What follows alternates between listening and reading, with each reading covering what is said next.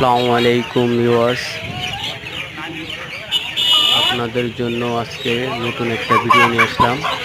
খুলনা চিত্রালী বাজার, এখানে কবুতর, পাখি, হাঁস, মুরগি, বিড়াল এবং বিদেশি কুকুর পাওয়া যায়। আপনাদের যদি প্রয়োজন হয় এখানে আসবেন। প্রতি শুক্রবার সকাল 6টা থেকে দুপুর 12টা 30 পর্যন্ত থাকে।